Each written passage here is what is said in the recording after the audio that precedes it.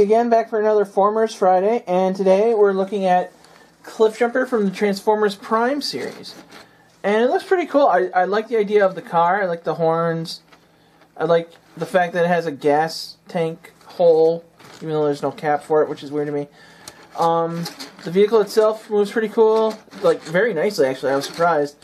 The one problem I have with its vehicle mode is that big, giant, bulky gun.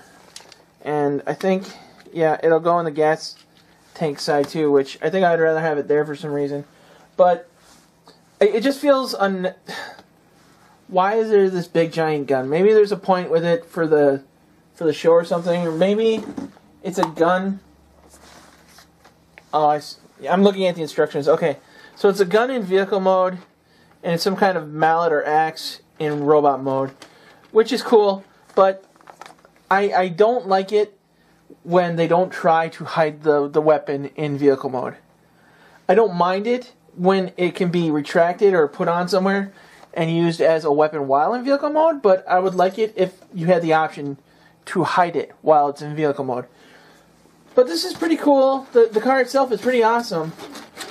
And I was a big fan of Transformers Prime, but as far as the toy goes, I like the G1 characters as they were.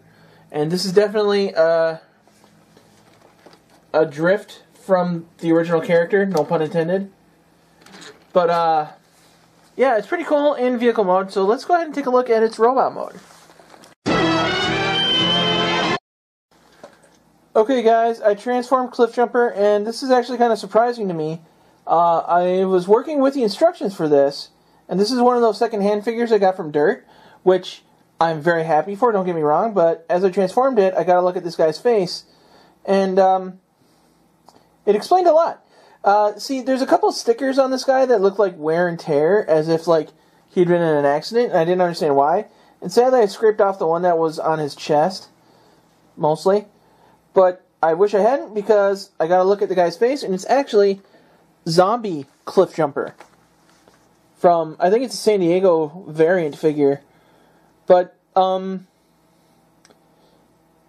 wouldn't have cared either way, like, because it's a Transformers Prime character, so I'm not a huge fan of the Transformers Prime figures. Like, the show is awesome. If I cared more about that show, I'd care more about those figures. But I can't afford to care for every incarnation of every fandom I've enjoyed. So if I got to pick, it's going to be Gen 1. But let's not bash the figure for the fandom. This figure is actually really complex, transformation-wise, but he's really well put together. He's got solid joints. They all move pretty well. He's as you can see, he's a lot of fun to move around and kind of display. I try to give him a zombie-looking thing. So let's try like this. How's that look, guys? Looks kind of, yeah, but whatever. Obviously, I don't know if you can tell from here. I'll try to give you a better look. I'll try to do it right now. Let's try here. It's obviously Zombie Cliffjumper. One of his horns is missing, which is too bad, because that means this toy is not going to be voiced by Dwayne "The Rock" Johnson. But it's a pretty solid figure. Stable and secure, and like he's not wobbly. He's not going to fall if you just tap him. Well, he was weirdly posed, so he was going to be there, but let's just stand him up normal. And my argument's not working. My point is, he's a pretty solid figure all well around. If you're a fan of Transformers Prime, this is definitely a figure you're going to want to have. Especially if it's the con variant, then you're really rolling.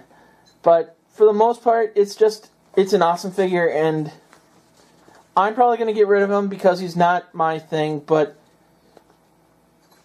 if I was collecting all things Transformers, this would definitely be on my shelf. But that's it for today. You can find us on the Pop Culture Network website. We've got a Facebook page. We're on Twitter. There's all sorts of places you can reach us. You can call the 24-hour hotline if you have figures you'd like us to review. Let us know. If you have questions, comments, or concerns, also let us know. Give us a call. Tell us what you think. And then if you want to see more of my stuff, the stuff I work on outside of Transformers, go ahead and visit my webpage at the Geek's Obscure Reviews. We've got some new episodes coming. I've actually started filming cool stuff. I'm excited. It's not just Let's Plays anymore. But it's coming soon. And, well, that's it for this week. So until next time, this is the Geek for the Pop Culture Network, saying good journey.